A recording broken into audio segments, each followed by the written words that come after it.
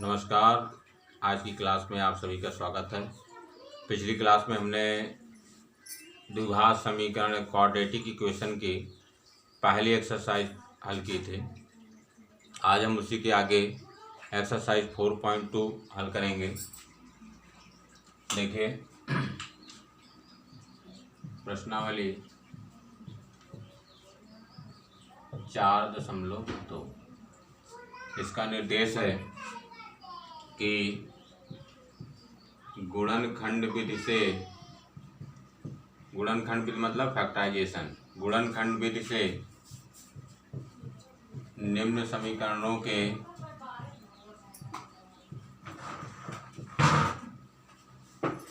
मूल ज्ञात कीजिए। मूल मतलब रूट्स ज्ञात कीजिए।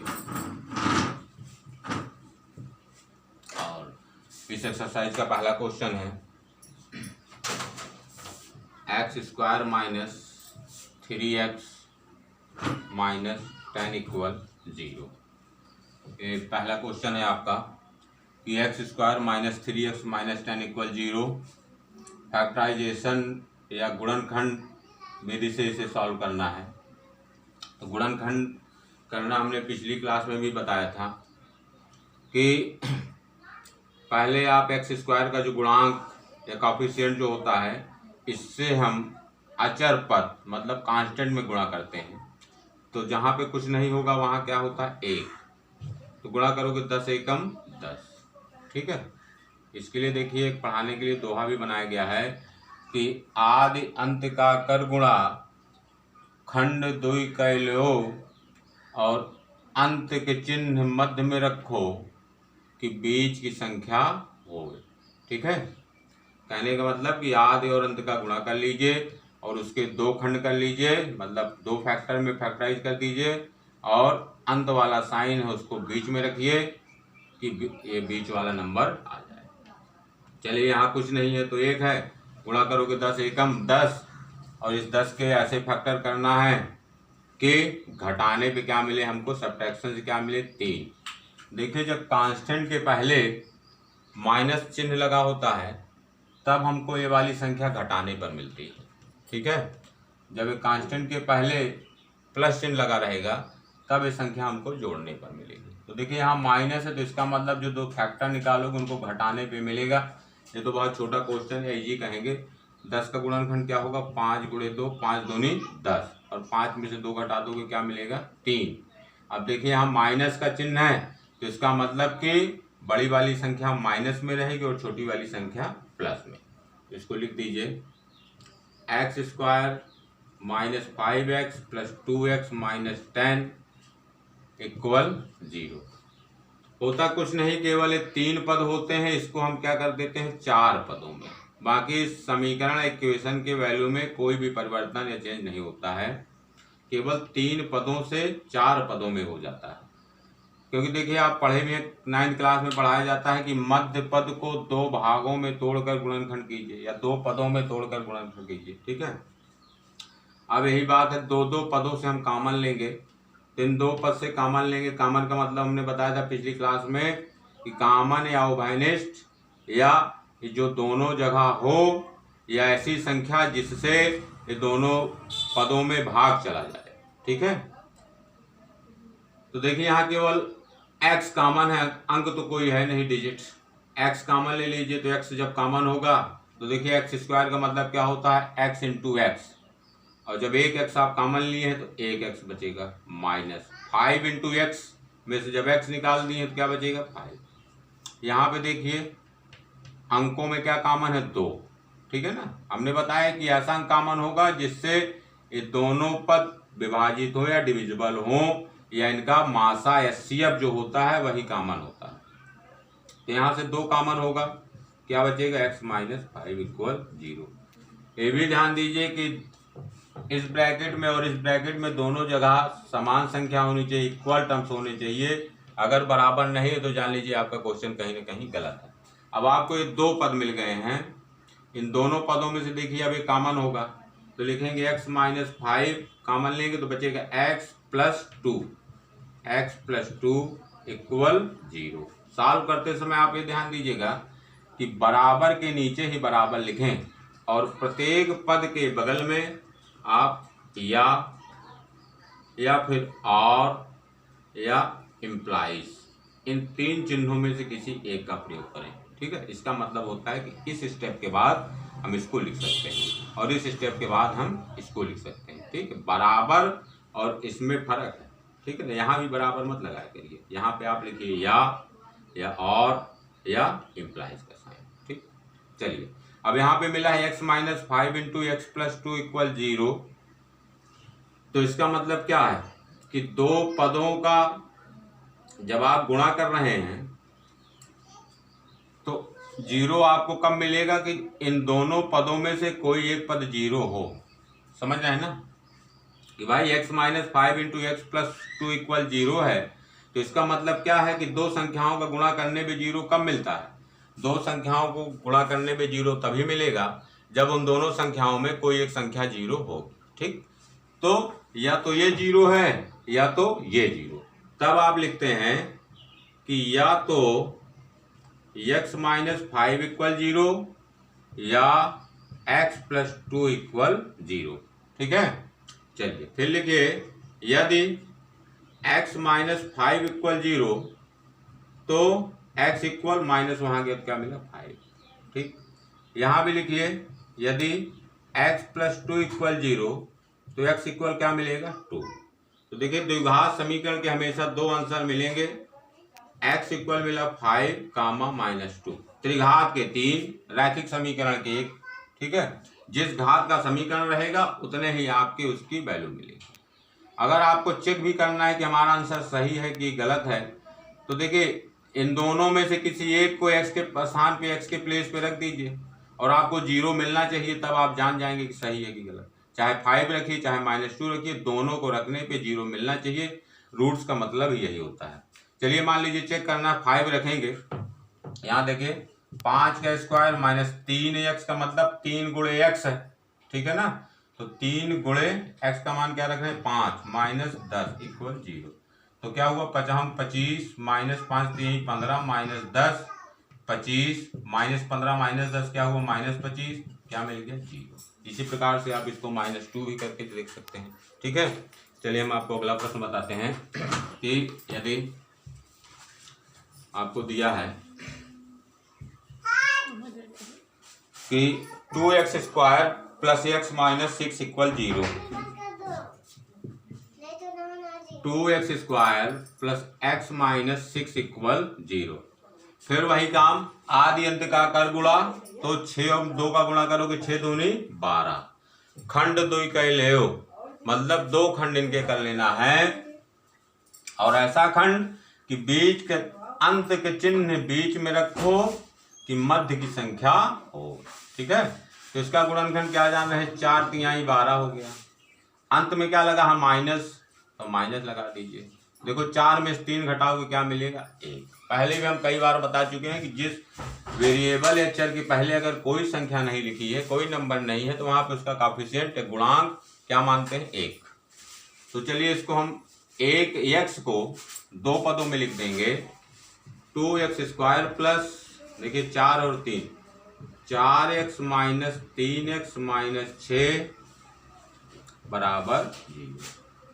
अब वही कॉमन लेना है दो पदों में से, तो देखो अंकों में तो 2 कॉमन हो जाएगा क्योंकि 2 से भाग इसमें भी जा रहा, 2 एकम 2 2 दूनी 4 और वेरिएबल में चर में x हमेशा यहाँ पर कॉमन होगा। द्विघात समीकरण के पहले 2 पदों में से वो वेरिएबल अवश्य कॉमन होगा और दूसरे पद में वेरिएबल नहीं कॉमन होगा, केवल डिजिट अंक कॉमन होते हैं। तो देखिए 2x कॉमन हुआ, तो देखिए यहाँ क्या बचेगा 2 तो आप बाहर ले लिए हैं, x स्क्वायर का मतलब x इंटू एक्स, 1x निकालें 1x बचा। देखो 4 2 लिए, क्या बचेगा, तो आप केवल भाग दे दिया करो, जितनी बार जाएगा भाग यही बचेगा। 2 से 4 में भाग दोगे 2 दूनी 4 2 बार x निकाल लें, ये बचा। माइनस चिन्ह, जो यहाँ चिन्ह रहेगा उसको आप यहाँ पर लिखेंगे। ठीक है, माइनस लगाइए। देखिए यहाँ से क्या कॉमन होगा 3, मतलब 3 से भाग 3 एकम 3 3 दूनी 6, 3 कॉमन लेंगे तो बचेगा x, माइनस चिन्ह जब कॉमन लोगे तो बचेगा प्लस 2 इक्वल 0। ठीक है, हमने पहले ही बताया था कि ये ब्रैकेट और ये ब्रैकेट दोनों की संख्याएं नंबर बराबर होना चाहिए। अगर बराबर नहीं है तो जान लीजिए आपका प्रश्न गलत है। चिन्हों का विशेष ध्यान दीजिए प्रश्न हल करते समय। अब देखिए दो पदों में से आपका x+2 कॉमन होगा तो क्या बचेगा 2x माइनस 3 इक्वल 0। फिर वही, या तो ये बराबर 0 है या तो ये बराबर 0 है। यदि ये बराबर 0 है तो यदि x+2 इक्वल 0 तो x इक्वल क्या मिलेगा -2। यहाँ से 2x माइनस 3 इक्वल 0 तो 2x equal 3, x equal 3/2। Answer लिख दीजिए x इक्वल -2 कामा 3/2। प्रत्येक पद के बाद आप इम्प्लाइज का साइन बना दीजिए। ठीक है, यहाँ तक तो ये हुआ आपका दूसरा प्रश्न। अब देखिए हम तीसरा प्रश्न बताते हैं। प्रश्न है क्या √2x² + 7x + 5√2 इक्वल 0। कई बच्चे जिनका बेसिक कमजोर है तो ये अब रूट से भी, अंडर रूट से भी डरते हैं, और डेसिमल दशमलव से भी घबराएंगे, भिन्न से भी घबराएंगे। ठीक है, तो है कुछ नहीं, गणित मतलब 0 होता है। केवल थोड़ा बेसिक कॉन्सेप्ट आप क्लियर कर लीजिए। बाकी गणित में है, गणित या किसी भी सब्जेक्ट में कुछ नहीं है, आप थोड़ा बेसिक क्लियर रहिए बस। तो आप पहले इसमें गुणा करिए। देखिए √2 में हमको 5√2 से मल्टीप्लाई या गुणा करना है, तो अंकों का अंकों में होता है, रूट वाली संख्याओं का रूट वाली संख्याओं में होता है। ठीक है, तो 5 तो ठीक है, 5 एकम 5 हुआ। √2 में √2 से गुणा होगा तो 2 मिलेगा, 2 मिलेगा। ठीक, और 5 दूनी क्या हो गया 10। इतना तो आपको क्लियर है कि √x into √x equal x होता है।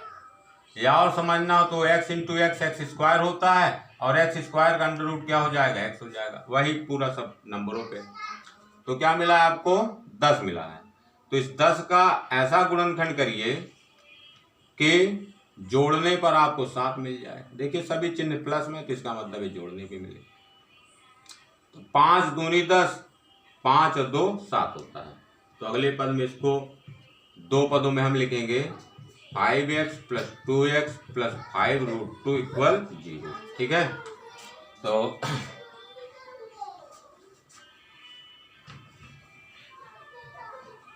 चलिए अब कॉमन देखिए। यहाँ से केवल कॉमन है x, तो बचेगा √2 + 5। यहाँ से क्या कॉमन है बच्चों, देखिए अब देखिए यहाँ 2 को हम क्या लिख सकते हैं कि 2 को वही अभी जो आपने गुणा किया √2 इंटू √2, 2 हैं, एक बाहर निकाल लीजिए √2, तो यहाँ बचेगा x + 5, क्योंकि √2 तो आप कॉमन ले लीजिए, इक्वल 0। अब सॉरी, तो √2x होगा यहाँ पर। √2 भाई केवल x कॉमन लिए तो √2x होगा, और यहाँ से जब √2 कॉमन लिए हैं तो भाई √2 इंटू √2 है, तो एक √2 बाहर निकालो तो एक √2 बचेगा, √2x + 5।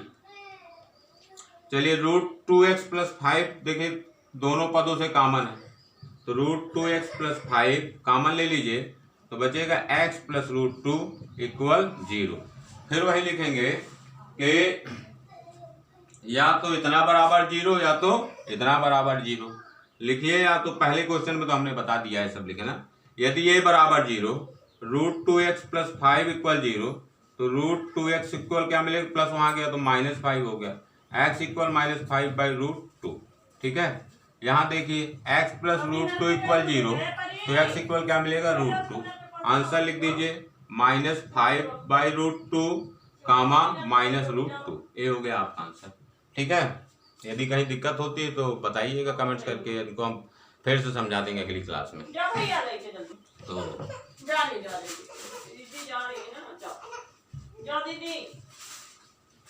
चलिए अगला क्वेश्चन देखिए, चौथा इसका कि दिया 2x² - x + 1/8 इक्वल 0।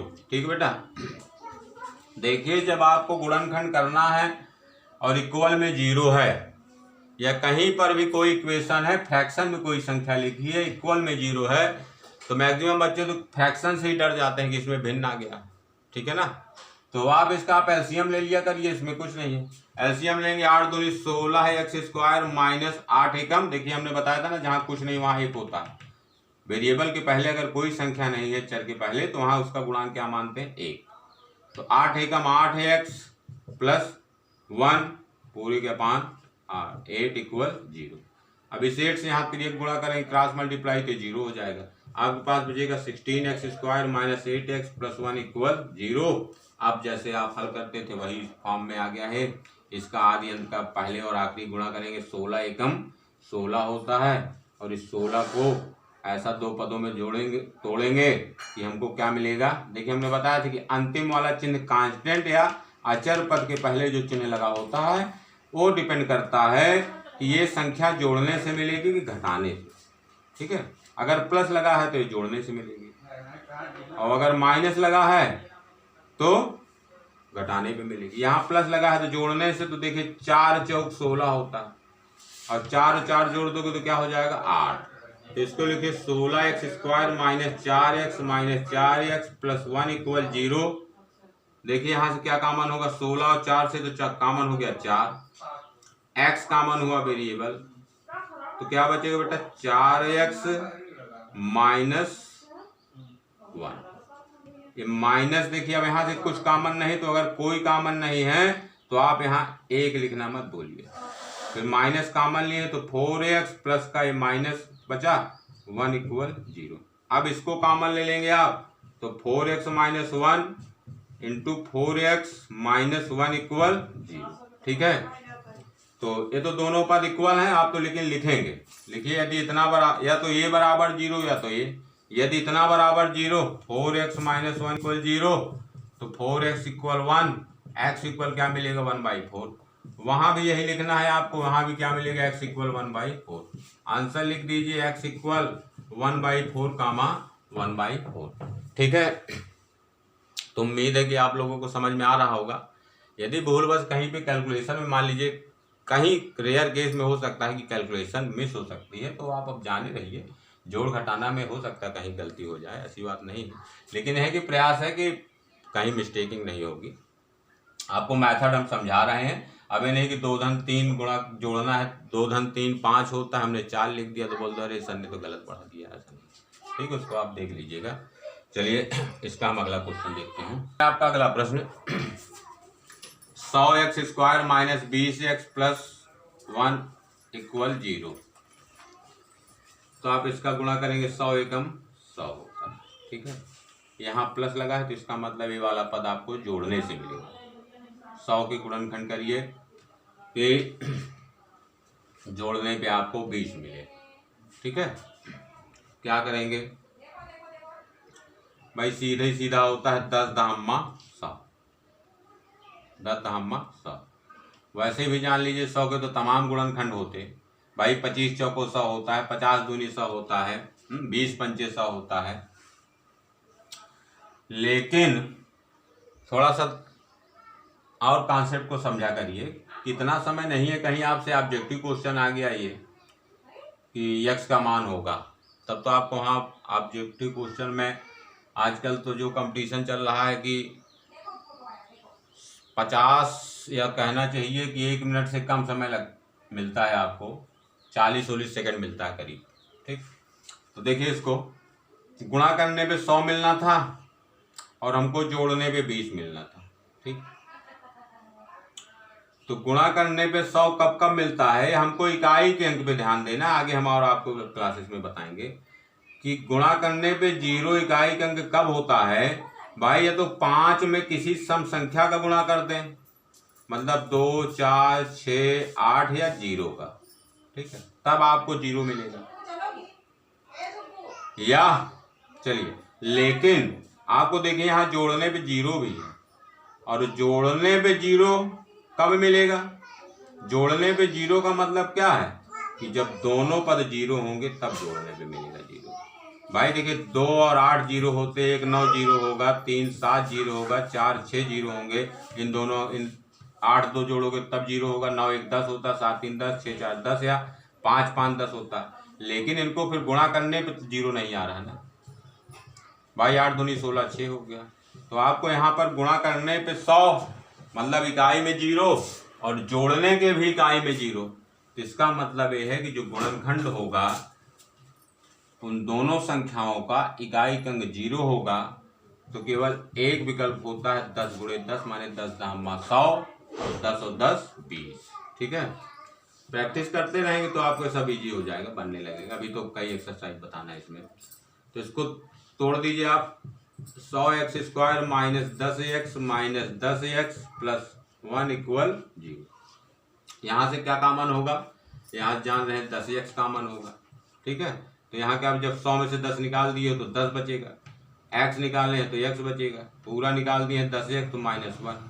ये माइनस देखिए यहाँ पे तो कुछ कॉमन नहीं, तो हमने बताया था कि जब कहीं कॉमन कुछ नहीं रहेगा तो एक लिखना मत भूलिए, एक कॉमन लेंगे, क्योंकि यही एक तो हम इसके साथ अभी लिखेंगे ना। जब कुछ नहीं लिखोगे तो फिर लिखोगे क्या इसके साथ में, तो बचेगा 10x प्लस चिन्ह था, आपने माइनस कॉमन लिया तो -1।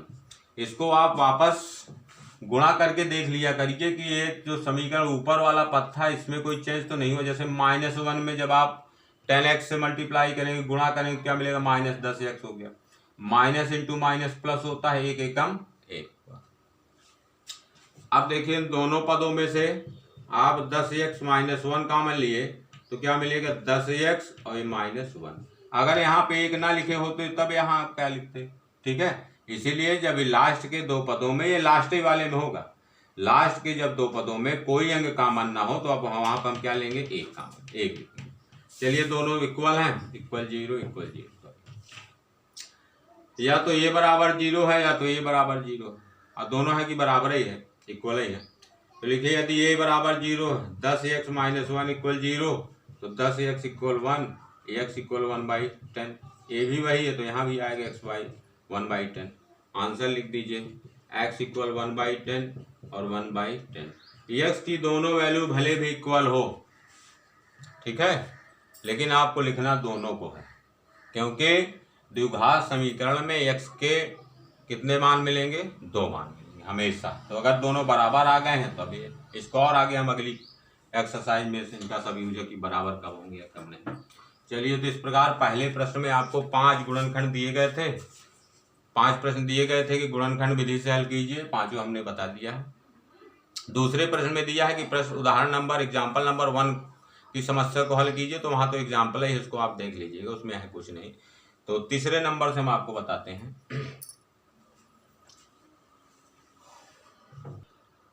अब देखिए तीसरे प्रश्न से, देखिए तीसरे प्रश्न से आपको भारतीय प्रश्न दिए गए हैं जिनको वर्ड प्रॉब्लम बोलते हैं। तो तीसरा प्रश्न है आपका कि ऐसी दो संख्याएं ज्ञात कीजिए, ऐसी दो संख्याएं ज्ञात कीजिए जिनका योग 27 है और गुणनफल 182। ठीक है, ऐसी दो संख्याएं ज्ञात कीजिए जिनका योग 27 है और गुणनफल 182। तो मान लीजिए आप तो अभी इनको पहले अब द्विघात समीकरण बनाएंगे, द्विघात समीकरण बनाना तब तो द्विघात समीकरण हल करना हमने पिछले वाले क्वेश्चन बताए हैं, उसके उसी के आधार पर हो जाएगा। पहले तो आप द्विघात समीकरण हल करना सीखिए। ठीक है, मान लीजिए कि आपको ये ऑप्शनल क्वेश्चन कहीं पूछा जाता है बहुविकल्पी में। आजकल तो तमाम एडवांस मैथ पूछी जा रही हैं, और गया जमाना जब अंकगणित के गिने चुने चैप्टर रहते थे। ठीक है, तो आप सभी प्रकार की तैयारी हमेशा सभी प्रकार की तैयारी को ध्यान में रखते हुए पढ़ा करिए कि मान लीजिए 10th के बाद आपको पॉलिटेक्निक एंट्रेंस देना है या 12th के बाद इंजीनियरिंग प्रवेश परीक्षा तमाम कुछ देना है, तो अभी से आप अभ्यास करिए कि हमको ये बिना कुछ किए ओरल प्रश्न कैसे हल हो। ठीक है, अभ्यास करेंगे साथ साथ तो आपसे भी बनने लगेगा। देखिए आपको दिया है गुणनफल 182 है, ठीक बेटा, और टोटल कितना है, योगफल 27 है। तो आप ये देखिए कि गुणनफल 182 जो है, हमेशा हम इकाई पे ध्यान देंगे, पूरा नंबर तो थोड़ी चेक करना है आपको, इकाई देखिए, यूनिट प्लेस पे अंक क्या है, इकाई के अंक पे, इकाई के अंक पे 2 है, तो आप देखिए 2 कब आता है गुणा करने पे, कि माने जो दो संख्याएं हैं कौन सी होंगी कि उसके इकाई के अंक क्या होंगे कि गुणन करने पर इकाई में 2 मिल रहा है। आप देखिए कि जैसे पहला तो होता है 2 एकम 2, ठीक है, फिर होता है 3 चौक 12 या फिर 4 3 12, 5 से कोई मतलब नहीं, 5 से तो गुणा करोगे 0 हो जाएगा। 6 दूनी 12 होता है, 7 के पहाड़ा में 2 आएगा ही नहीं। 8 चौक 32 होता है, ठीक है, 9 के पहाड़ा में भी नहीं आएगा। 9 के पहाड़े में जाएगा वहां कहाँ पर, 9 और 72 जाएगा। तो वैसे तो इसके लिए फिर 7 छंग 42 भी हो गया।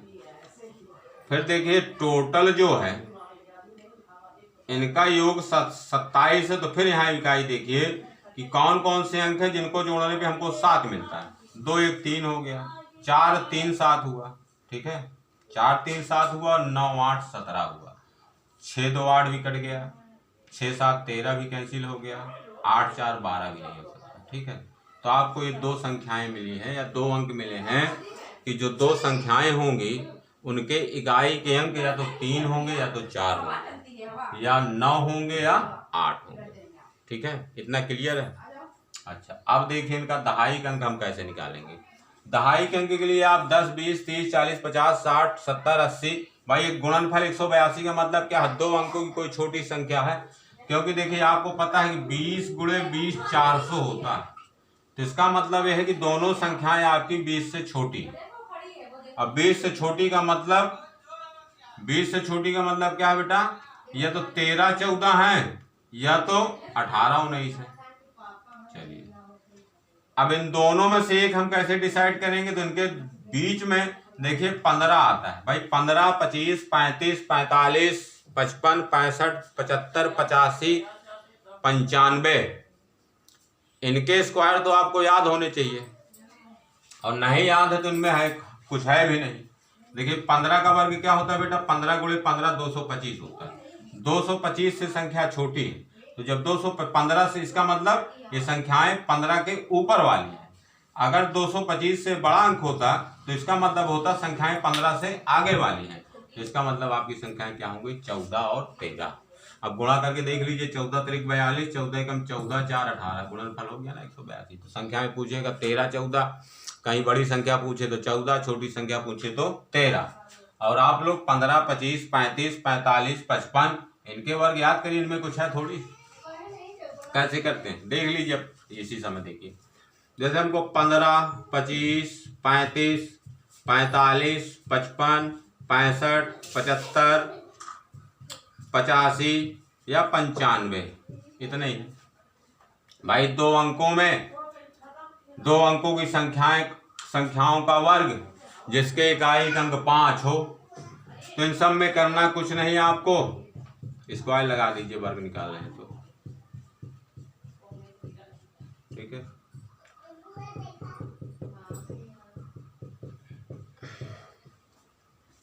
कोई भी एक उदाहरण, जैसे 25 है, तो हमको ध्यान देना है कि दहाई वाला अंक क्या है। दहाई वाला अंक जो है 2, इसी में इससे एक ज्यादा, मतलब 2 से एक ज्यादा क्या होता है 3, इनका गुणा कर दो, 2 3 6 और उसके बाद लिख दीजिए 25, तो 25 का वर्ग हो गया 625। मान लीजिए जैसे 45 का वर्ग हमको देखना है, तो 4 है और 4 से एक ज्यादा क्या होता है 5, गुणा किए 4 पंचे 20, और उसके बाद क्या लिखना है 25, 25 सब में लिखना है, तो 45 का वर्ग हो गया 20 25। आपको 65 का वर्ग देखना है, 6 है, 6 से एक ज्यादा क्या होता है 7, 6 7 42 और अंत में लिख दो 25, तो 65 का वर्ग होता है 42 25। मान लो 85 का वर्ग देखना है, तो 8 है, 8 से एक ज्यादा क्या होता है 9, 8 9 72 और उसके बाद लिख दीजिए 25, तो 72 तो 25 हो गया। 95, तो 9 दहम 90 25, ठीक है। तो इसलिए हमने बताया कि बीच वाला तो आप 15 25 का तो आपको याद होना चाहिए, काफी चीजें आपको ध्यान में रहनी चाहिए प्रश्न कैलकुलेशन जल्दी करने के लिए, ठीक है बेटा। चलिए आइए क्वेश्चन पे। तो यहाँ पे आपको 2 कंडीशन दी रहती है द्विघात समीकरण में, इसको समझ लीजिए अच्छे से। फिर हम आपको इतनी प्रैक्टिस कराएंगे कि हर टाइप के क्वेश्चन अलग अलग एनसीईआरटी के अलावा भी हम आपको बताएंगे, तमाम जो किताबें चल रही हैं, कि एक एक टाइप पे भिन्न पे आधारित, तो फिर 20-25 प्रश्न भिन्न पे आधारित, आयु पे आधारित या तमाम जितने भी हैं। चलिए, तो 2 कंडीशन दी होती है, एक कंडीशन से हम अज्ञात राशियों को मान लेते हैं और दूसरे वाले में कंडीशन में रख करके हम इक्वेशन मिल जाता है। ठीक, द्विघात समीकरण या क्वाड्रेटिक इक्वेशन के जो इबारती प्रश्न या वर्ड प्रॉब्लम संबंधी प्रश्न हैं उसमें आपको दो कंडीशन दी जाएंगी। पहले कंडीशन से हम वेरिएबल को मान लेंगे और दूसरे कंडीशन से हम इक्वेशन बना लेंगे। ठीक है, टोटल दिया है 27 का मतलब ये हुआ कि अगर एक संख्या x हो गई तो दूसरी क्या हो जाएगी भाई 27 माइनस एक्स। इसको भी आप नंबर से समझिए कि मान लो दो संख्याओं का योग 8 है, ठीक है, अगर उनमें से एक संख्या 3 हो गई तो अब तो आपको तुरंत ही बताओगे कि दूसरी कितनी है भाई। अगर इसको हम जनरल एग्जाम्पल और सरल एग्जाम्पल से आपको बताएं कि दो लोगों के पास मिला के कुल 15 रुपए है, अगर एक के पास 7 रुपए है तो दूसरे के पास कितना है, तो तुरंत इसको तो जो बिल्कुल नहीं पढ़ा कभी जीवन में वो बता देगा भैया 8 रुपए, 8 7 15। लेकिन इसका कॉन्सेप्ट भी समझिए, ये अंकों से आप कॉन्सेप्ट को समझ करके उसी को वेरिएबल में यूज कर दिया करिए भाई। पहली संख्या जो 7 थी 15 में से 7 घटाओगे तब दूसरी संख्या मिली। जैसे यहाँ दो संख्याओं का टोटल 8 है, अगर इसमें से एक 3 है तो दूसरी कितनी होगी, 8 में से 3 घटाओगे तो दूसरी क्या होगी 5। तो अंकों में कॉन्सेप्ट को समझ करके वही कॉन्सेप्ट आप वेरिएबल में यूज किया करें, क्योंकि वेरिएबल और कांस्टेंट या संख्याएं तो घटती जुड़ती नहीं, केवल उनको प्लस और माइनस चिन्हों के साथ रख दिया जाता है। तो चलिए क्वेश्चन सॉल्व करते हैं। तो लिखें बेटा कि माना एक संख्या x तब दूसरी संख्या क्या होगी 27 माइनस एक्स। ठीक, इतना क्लियर है कि एक संख्या x है तो दूसरी क्या होगी 27 माइनस एक्स। तो लिखे तब प्रश्न अनुसार। देखिए प्रश्नों के हल करने का तरीका और उनके लिखने का तरीका भी जानिए, ताकि जब 4 नंबर का कोई प्रश्न रहे तो आपको 4 में 4 मिले। 20-25 प्रश्न 28 प्रश्न आपसे पूछा जाता है, अगर छोटी छोटी कमियां करोगे, अगर आधा आधा नंबर कटा और 30 प्रश्न में जा करके 30 का आधा कितना होता है 15 अंक आपके कट जाएंगे और पेपर आपका पूरा कंप्लीट किए रहोगे, बोलोगे हम पूरा करके आए, नंबर ही पता नहीं कट गया। ठीक है, तो स्टेप को ध्यान दीजिए और जैसा लिखने का तरीका उसको देखते रहिए। तो लिखिए तब प्रश्न अनुसार, मतलब प्रश्न में जो कहा गया है दिया है दूसरे कि दोनों का गुणनफल क्या है बेटा 182।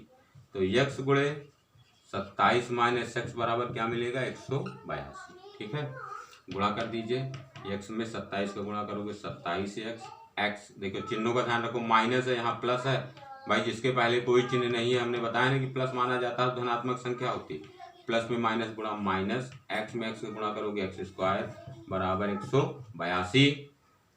ज़्यादा हो तो इनको आप वहाँ ले जाइए जिससे कि ये पॉजिटिव बन जाए, ये वहाँ जाएगा प्लस हो जाएगा, ये क्या हो जाएगा निगेटिव। तो मिलेगा x square minus 27x plus 182 बराबर क्या मिला बेटा 0। ठीक है, अब आपको वही कि गुणा करने पे 182 और देखो प्लस है तो जोड़ने पे मिलेगा 27। तो हमने तो अभी थोड़ा सा ट्रिक के माध्यम से बता दिया था कि आपको याद ध्यान भी 13 और 14 है, 13-14 का जोड़ोगे 27 मिले, गुणा करोगे 182। तो x square minus 13x minus 14x plus 182 बराबर 0। इसके बाद तो आपसे बन ही जाना चाहिए, फिर भी देख लीजिए यहाँ से x कॉमन होगा तो बचेगा x माइनस 13, यहाँ से 14 कॉमन माइनस, देखो चिन्ह यही रखना है आपको, माइनस क्या कॉमन होगा यहाँ से 14 कॉमन होगा।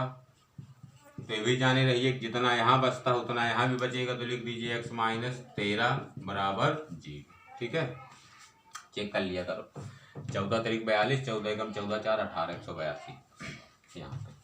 अब x माइनस 13 कॉमन लोगे तो बचेगा x माइनस 14 बराबर 0। तो यहाँ से जब x माइनस 13 बराबर 0 तो x बराबर क्या मिलेगा 13, और जब x माइनस 14 बराबर 0 तो x बराबर क्या मिलेगा बेटा 14।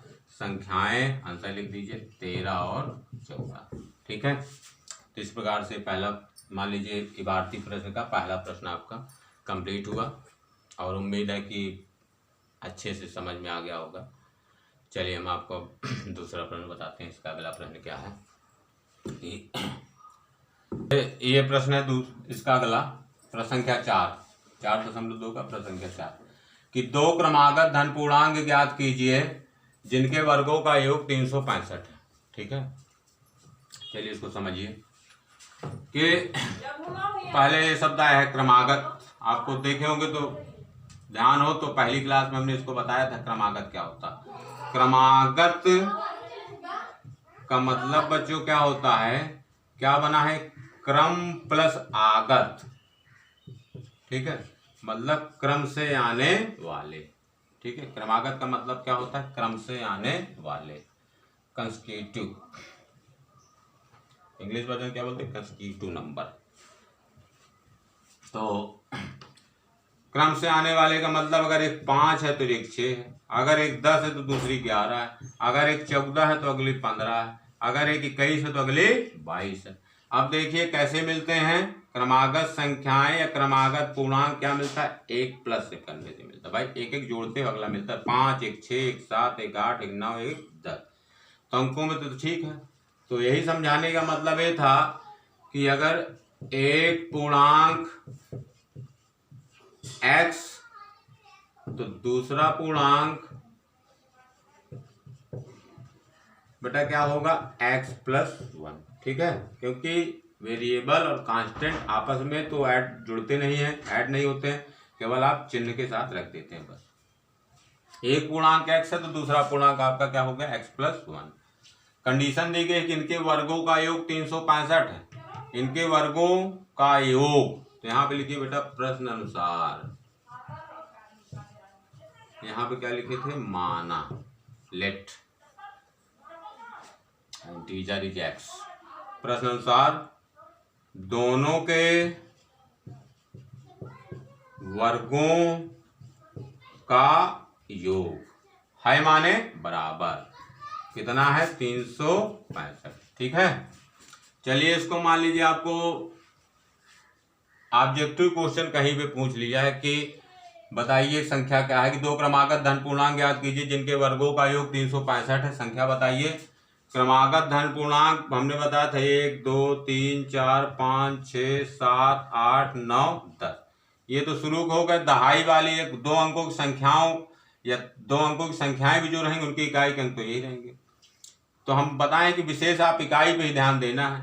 अगर एक क्रमागत दो संख्याएं जो होंगी अगर उनकी इकाई के अंक 1 और 2 होंगे तो 1 का वर्ग 1 होता है, 2 का वर्ग 4 होता है, 4 और 1 5। देखिए यहाँ इकाई में 5 है, तो इसका मतलब और चेक कर लीजिए, 3 का वर्ग 9, 4 का वर्ग 16 मतलब 6 लिखिए, 5 का वर्ग 25 की 5 लिखो, 6 का वर्ग 36 6, 7 7 49 की 9, 8 28 64 की 4, 9 9 81 की 1 0। अब इसको चेक भी कर लीजिए कि कहाँ कहाँ 5 आ रहा है जोड़ने पे। तो हमने आपको समझाने के लिए इतना सिस्टम रखा है, आप तो इसको मन में रख सकते हो।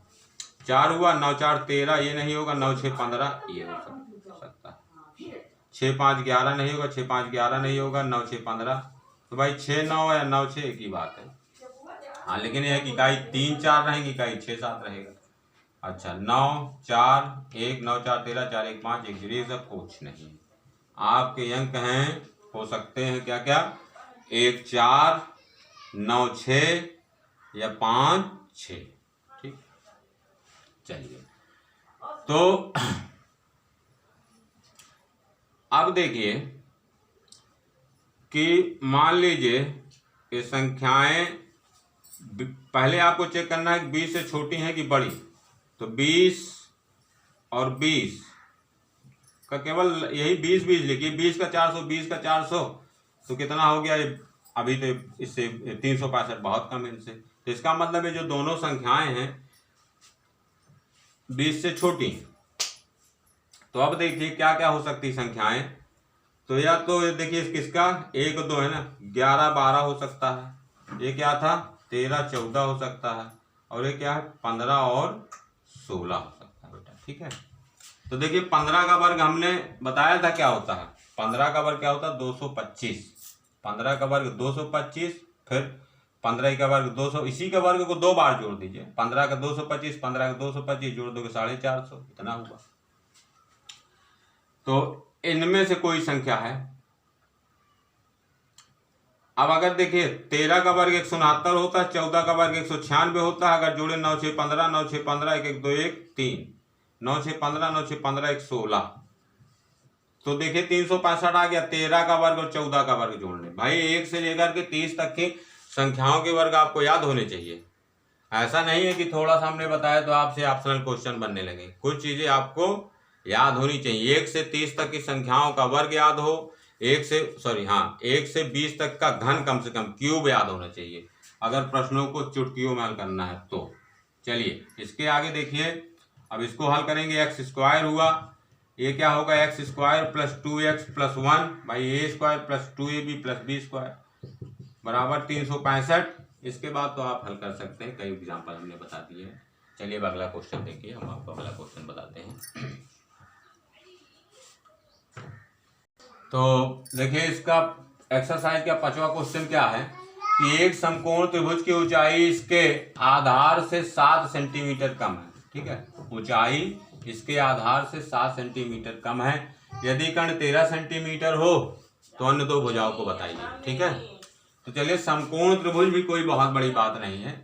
समकोण त्रिभुज के लिए एक बहुत छोटा सा कॉन्सेप्ट जाने रहिए कि समकोण त्रिभुज की भुजाएं या तो 3 4 5 के रेशियो में होंगी, या तो 3 4 5 होंगी, या 3 4 5 के रेशियो में। रेशियो मतलब अगर इनको डबल करोगे तो 3 दूनी 6, 4 दूनी 8, 5 दूनी 10 हो गया। ये हो सकती 6 8 10, या 3 गुना करोगे 3 त्रिका 9, 4 3 12, 5 3 15 ही हो गई। ठीक है, तो इसके आगे तो और भी कुछ हो सकता है भाई, 4 के गुणज में, 5 के गुणज में, 6 के गुणज में। तो इसको तो हम सरल अनुपात भाग दे के देख लेंगे कि किस सरल अनुपात का है। या फिर 5 12 13, ठीक है, 7 24 25, 9 40 41। ये नहीं पूछा जाता है तो हमने बता दिया है, अधिकतर नहीं आता, आपके इतने 3 में आ जाएंगे। इसके बाद एक क्वेश्चन नहीं आते हैं। ये देखिए, तो देखिए इतना अगर आपको ध्यान है, कितना 1 2 3 4 5 ट्रिपलेट, इसको ट्रिपलेट कहा जाता है। ये अगर आपको ध्यान है तब देखिए 5 12 13 हमने बताया है ना कि कर्ण 13 इसमें दिया है, कर्ण 13। तो कर्ण 13 का मतलब क्या हो गया कि भुजाएं 5 और 12 हैं। अब भुजाएं अगर 5 और 12 है तो देखिए 5 और 12, 12 में 5 घटाओगे 7 दिया है, इसमें 7 कम है, तो जान जाओगे कि एक भुजा 5 है, दूसरी 12 है, तीसरी कर्ण 13 हो गया। इसमें कुछ था थोड़ी भाई, कर्ण 13 केवल भुजाएं 5 और 12 का कर्ण 13 होता है, इतना जाने रहिए। ठीक, चलिए इसको अब लगाना है आपको एग्जाम में, तो डिस्क्रिप्टिव लगाना है। तो एक समकोण त्रिभुज की ऊंचाई इसके आधार से 7 सेंटीमीटर कम है। जो कम होता है, देखो दोनों में या कहीं पर भी जो कम होगा उसी को हम एक्स लेंगे। तो ऊंचाई इसके आधार से 7 कम है, जिससे कंपेयर किया गया हम उसको मानेंगे। ऊंचाई इसके आधार से 7 कम है ना, तो आधार को लीजिए x,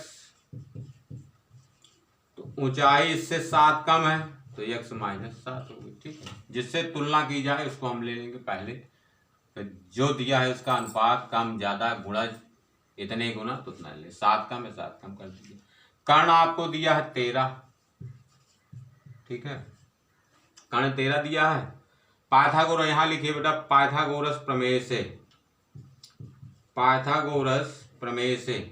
पाइथागोरस प्रमेय क्या कहती है कि कर्ण का वर्ग किसी समकोण त्रिभुज में, कर्ण का वर्ग शेष दो भुजाओं के अन्य दो भुजाओं के वर्गों के योग के बराबर होता है। कर्ण का वर्ग शेष दो भुजाओं के वर्गों के योग के बराबर, मतलब शेष दो भुजाएं क्या हैं, x और x माइनस 7, इनके वर्गों का योग बराबर कर्ण का वर्ग। ठीक है, इसके आगे हल कर दीजिएगा आप। तो समीकरण हल करना हमने कई बता चुके हैं। यहाँ पे वर्ड प्रॉब्लम में आप केवल समीकरण बनाना सीखिए, और समीकरण हल करना तो हमने ऊपर बताया ही था तमाम। ठीक है, चलिए अगला प्रश्न हम देखते हैं।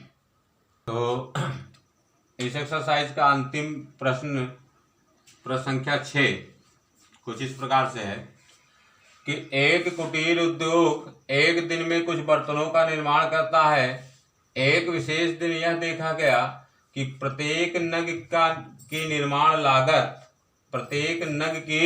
निर्माण लागत रुपए में उस दिन के निर्माण किए गए बर्तनों की संख्या के दोगुने से 3 अधिक थी। ठीक है, आपको ध्यान देना यहीं पर है कि प्रत्येक नग की निर्माण लागत उस दिन के निर्माण किए गए बर्तनों की संख्या के दोगुने से 3 अधिक थी। यदि उस दिन कुल निर्माण लागत 90 रुपए थी, यदि उस दिन कुल निर्माण लागत 90 रुपए थी, तो निर्मित बर्तनों की संख्या और प्रत्येक नग की लागत बताइए। ठीक है, तो चलिए शुरू किया जाए। तो देखिए, हमने बताया था कि जिससे तुलना की गई है उसी को हम पहले मानेंगे लेट। कि क्या दिया गया था कि प्रत्येक नग की निर्माण लागत उस दिन के निर्माण किए गए बर्तनों की संख्या के दुगने से 3 अधिक है। किससे तुलना की गई? उस दिन के निर्माण किए गए बर्तनों की संख्या। तो यहाँ पे आप वही बर्तनों की संख्या को लिखिए कि माना उस दिन के बर्तनों की संख्या क्या होगी बेटा? एक्स ले लीजिए। ठीक है भाई, हमने बताया ना कि जिससे तुलना की जाए उसी को आप एक्स लीजिए, ताकि दूसरी वाली राशि आपसे आ जाए ना। इसी से अब कंपेयर किया गया है कि प्रत्येक नग की निर्माण लागत, प्रत्येक नग की निर्माण लागत जो कह रहा वही लिख दीजिए। कह रहा कि बर्तनों की संख्या के दोगुने से 3 अधिक, बर्तनों की संख्या के 2 गुने से 3 अधिक। तो बर्तनों की संख्या x है, इसका 2 गुना क्या हो गया? 2x। 3 अधिक, 3 अधिक का मतलब बेटा क्या? 3 जोड़ दीजिए। ठीक, प्रत्येक नग की निर्माण लागत क्या होगी? 2x प्लस 3 रुपए लिख दीजिए प्रति बर्तन। ठीक, चलिए थोड़ा सा हम प्रश्न मिटा देते हैं ताकि जगह आपको दिखे। चलिए, तो बर्तनों की संख्या x है और प्रत्येक नग की निर्माण लागत क्या है? 2x plus 3 rupees. इसको समझिए क्या करेंगे कि मान लीजिए कि एक नग की कीमत 5 रुपए है। ठीक, एक नग की कीमत क्या है? 5 रुपए। और आपने कितने नग खरीदे हैं? 4। तो कुल कितना पैसा आपको देना पड़ेगा? 5 और 20 रुपए। ठीक है, मान लो कि एक कलम का दाम 5 रुपए है, या एक कलम का दाम 9 रुपए है।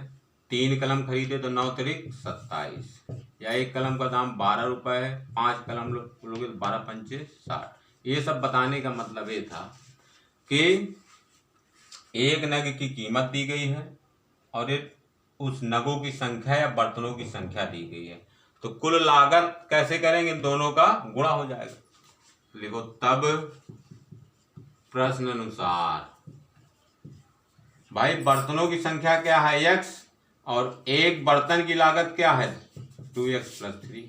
ठीक है, दोनों का गुणा करोगे तो दिया था आपको कि उस दिन के निर्माण लागत कुल कितनी थी आपकी? 90 रुपए। ठीक, अब इसी को हल करना है। चलिए, गुणा करोगे 2x स्क्वायर, 3 करोगे 3x बराबर 90। अगले लाइन में 90 यहाँ लाइए, 2x square plus 3x minus 90 बराबर 0। फिर वही सिस्टम गुणा कर दीजिए। गुणा करोगे 90 दूनी 180। यहाँ चिन्ह क्या लगा है? माइनस का।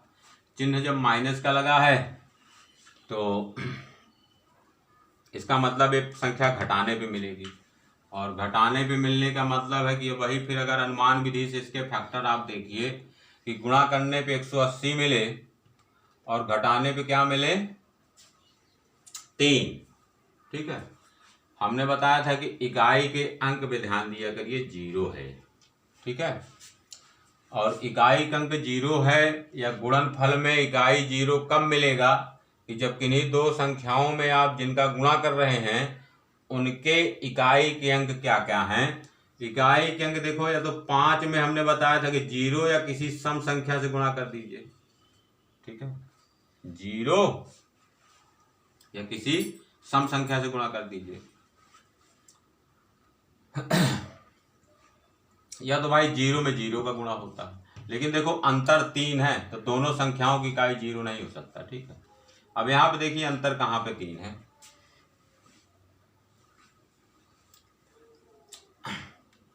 0 और 5 में अंतर देखोगे तो 5 का अंतर मिलेगा। 5 और 2 में अंतर देखोगे तो यहाँ पे 3 मिलेगा। ठीक है, इसमें अंतर 1 है, ये नहीं हो सकता। इसमें अंतर 1 है, ये भी नहीं हो सकता। इसमें अंतर 3 है, ये हो सकता है। ठीक है, बताने का मतलब यह है कि जो दो संख्याएं मिलेंगी उनके इकाई के अंक 5 और 2 हो सकते हैं, 5 और 8 हो सकते हैं। ठीक है, अच्छा, अंतर 3 प्लस होने का मतलब यह है, अंतर 3 प्लस होने का मतलब क्या है कि बड़ी वाली संख्या पॉजिटिव होगी और छोटी वाली संख्या निगेटिव होगी। ये तो खैर यहाँ पे रखेंगे, यहाँ तो आपको निकालना है कि वो संख्याएं क्या, फैक्टर क्या क्या ले सकते हैं। भाई 5 और 2 हैं, अब देखो दहाई का अंक हमको निकालना है, तो दहाई का अंक का मतलब कि अगर 20 गुणे 20 तो हमने बताया था 20 विषम में 400 होता है। गुणनफल आपका कितना दिया है 180, बहुत कम है। 15 का देखिए 15 गुणे 15 हमने बताया अभी 225 होता है, गुणनफल क्या दिया है 180। तो 5 होने का मतलब कि एक तो 15 है, ये दूसरी वाली 15 से छोटी है तो 12, तो गुणनखंड क्या मिल गया 15 और 12। ठीक, ये तो हम आपको प्रैक्टिस कराने के लिए, समझाने के लिए इतना बताए हैं, बाकी आप जब बिल्कुल अभ्यस्त हो जाएंगे तो एक सेकंड में आता है, एक आध 2 सेकंड में आ जाएगा। 15 पर हमें 180, 15 में 12 घटाओगे 3, तो ये पॉजिटिव का मतलब बड़ी वाली संख्या प्लस में, छोटी वाली संख्या माइनस में, -90 बराबर 0। यहाँ से कोई कामन नहीं तो x कामन, 2x प्लस 15। यहाँ से बेटा क्या कामन होगा 6 कामन होगा। देखो 2 यहाँ था तो जान लो 2 कब का बचेगा, जब 6 कामन लोगे तब, ज़्यादा गुणा भाग करने की जरूरत नहीं है। 6 कामन लोगे तो बचेगा 2x, यहाँ भी बचेगा 15, 15 छक्का 90, देख भी लिया करो लिखते समय। तो 2x देखो ये माइनस बचेगा ना, माइनस था, तो 2x प्लस 15 और x माइनस 6 बराबर 0, या तो इतना बराबर 0 या तो इतना बराबर 0। जब इसको 0 रखोगे तो x का मान निगेटिव में मिलेगा -15/2, इतना बराबर 0, x माइनस 6 बराबर 0, तो x बराबर 6। जब x बराबर 6 तो आपने क्या माना था, नगों की संख्या। लागत पूछेगा तो x का मान यहाँ रखिए, 6 दूनी 12 और 3 15। ठीक, एक बर्तन की लागत हो गई। तो इस प्रकार से ये एक्सरसाइज भी समाप्त हुई और आज की क्लास भी समाप्त होती है, और अगली क्लास में हम जल्दी 4.3 पढ़ेंगे। तब तक के लिए हम अलविदा चाहते हैं। और यदि आपको कहीं समझाने में या बताने में कहीं कोई मिस्टेक हो जाती है तो उसको आप कमेंट करके बताइए कि यहाँ पे गलती हो गई है। हो सकता कि कहीं कुछ आपको कम समझ में आया तो उसको बताइए, तो हम आपको तमाम तरीके, हजारों तरीके हैं बताने के लिए। ठीक है, तब तक के लिए हम चलते हैं, नमस्कार।